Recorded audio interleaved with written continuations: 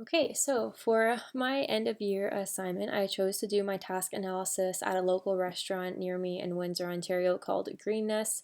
It's family owned and serves healthy food options like bowls, wraps, smoothies, and desserts. They're made fresh in house every day. Here's kind of an overview of what the inside of the restaurant looks like. When I began my analysis, I started with an interview with some of the employees that had been working there since the restaurant opened in 2019. The first employee I interviewed worked full time, and the second one worked part time. I learned that there's typically 2 to 3 employees on the floor on every shift. And when asked about any concerns or discomforts they felt throughout their shift, they all were kind of in agreement that they experienced sore lower backs, sore calves and legs, and general fatigue by the end of their shift from standing continuously. And I learned that most of the day they are preparing and making food. All the employees share responsibility for many roles throughout the shift.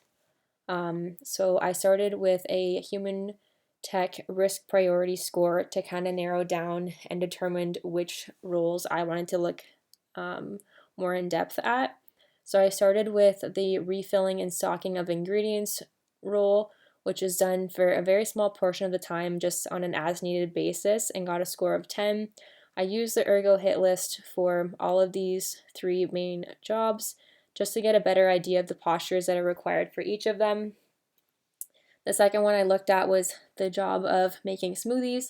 This had a risk priority score of 14, and the third job of making bowls and wraps simultaneously or interchangeably had a risk priority score of 16. And a lot of these um, all had similar postures on the ergo hit list, like horizontal reaches, squats, standing continuously, bent neck postures. So I took the risk priority scores of 14 and 16 and chose to look at these more in depth. There's just an overview of the layout of the bar. So over here we have the main bars for prepping food. There's toppings and ingredients, and they move around to this side to add dressings.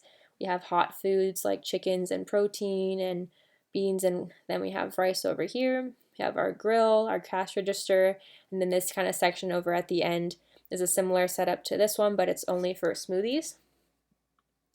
And then using the risk priority scores and the ergo hit list, I looked at some of the direct causes of these postures, those being an overhead reach posture due to a high location of the shelf on the wall. This is going to be the shelf in the smoothie bar. It's above the blender, and an overhead reach is required to grab empty pitchers from it. There's horizontal reaches due to location of the blender on the counter. It's against the wall, and employees have to reach all the way across to put the pitcher on the blender. And then horizontal reaches due to grabbing ingredients from the food bars. The prep areas with all the ingredients have 3 levels of ingredients: the closest row, the middle row, and the farthest row. Then the farthest row obviously requires the furthest horizontal reach. There's some awkward neck postures as for all of the roles they're working below eye level at these bars.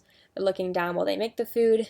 There's also a static stand in all of them due to continuous standing throughout the shift, a squat posture due to the low shelf height in the fridges underneath all of these bars, and then a bent back posture to reach the lowest shelves of the fridge and to the reach for the farthest row of ingredients. So, taking into account the risk priority scores of 14 and 16 for making smoothies as one job and then making bowls and wraps for the other, I chose to use a task list for making smoothies to further understand each of the tasks that are required for this job. So I have 7 tasks here that go into making smoothies, and the 2 that were not acceptable or have reason to cause concerns were task number 1 and number 5. So the first one, reaching for the blender pitcher on the shelf above the blender, and then number 5, placing the pitcher in the blender and pressing the button to start it. These pictures just further show in better detail what those postures look like. So task number 1, reaching overhead for that pitcher, and then task number 5, reaching across the counter to place the pitcher inside. And then we just have some dimensions here in the middle of the shelf height and the location of the blender in terms of the edge of the counter. And then I also did a task list for making bowls and wraps. The three main that were concerned here, number 3, number 4, and number 5. Scooping up ingredients, bending to get ingredients from the fridge below, and reaching for dressing cups and lids to fill.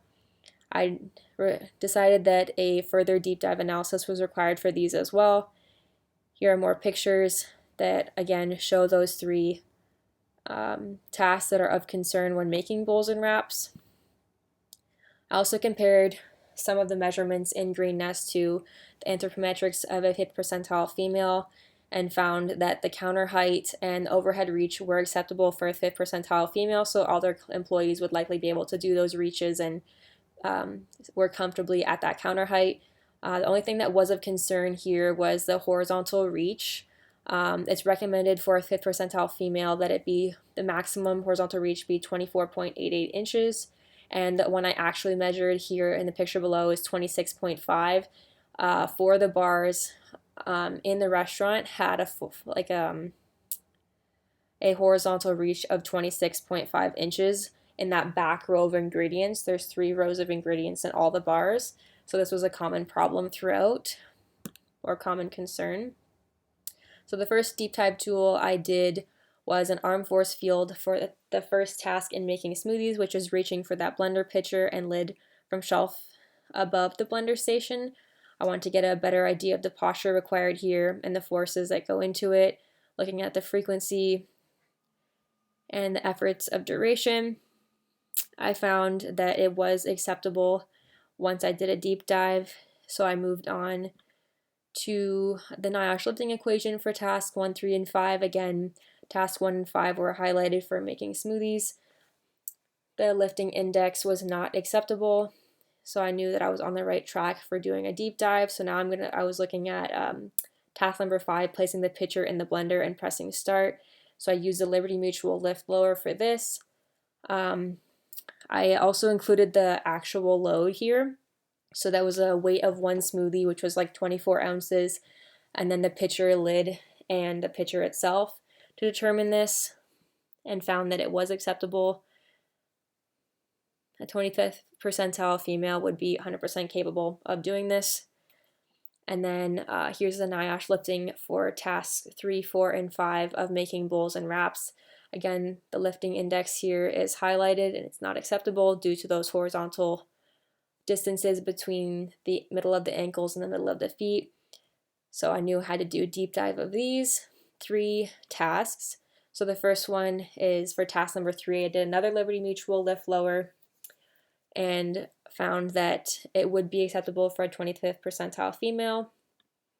And then I did a 3D task analysis for the bending to reach ingredients in the fridge below the counter. For task number 4, I found out that it had a low back compression of 2,639 newtons, which was in the acceptable range. And so I moved on to the last task that I needed to do a deep dive for, which was task number 5 in making bowls and wraps, which was reaching for those dressing cups and lids in that dispenser behind the bar. And I found that a 25th percentile female would be 100% capable of doing this posture as well. So once I looked at all of my deep dives and determined that all the tasks included in making smoothies and making those bowls and wraps were acceptable, I wanted to make changes to the layout of equipment and the supplies to further reduce the risk of injury by decreasing those reaches, decreasing the bending angles, and getting when they're reaching for the pitchers and scooping out ingredients, kind of reducing how far they have to reach.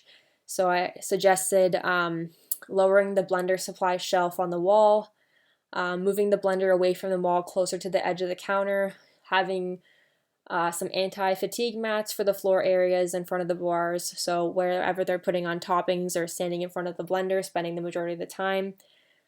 Moving the dressing cups and lid dispenser to the right-hand side of the bar instead of the back ledge, so it would just be a short reach to the right instead of a far horizontal reach all the way across to the back of the bar. And then incorporating some measuring spoons with longer extended handles for the farthest row of ingredients at that 26.5 inch reach. Now looking at some costs of what that would look like to get these handles, these spoons with extended handles, each spoon having a 2-ounce measuring. I figured they'd need at least 24, so I doubled and bought and tried to determine if they bought 2 packs of 12 at roughly $57 each with tax would be about $130 for 24 spoons with an extended handle. As seen in this picture here, the back row has longer handled spoons and the front runs have small ones. That way the worker is not required to reach as far when they're reaching the furthest row of ingredients. And then I also looked at some popular commercial anti-fatigue mats that have some holes in them to prevent them from sliding if the floor is wet. And each of these mats is 3 by 5 feet. They retail for $74 with tax, and I predicted that they would need approximately 5 mats, totaling $370 including tax. So a total cost to implement the spoons and the mats would be $500. I use a return on investment calculation next to take that $500 and determine how much money they'd be saving in injuries if they were to implement these 2 new recommendations.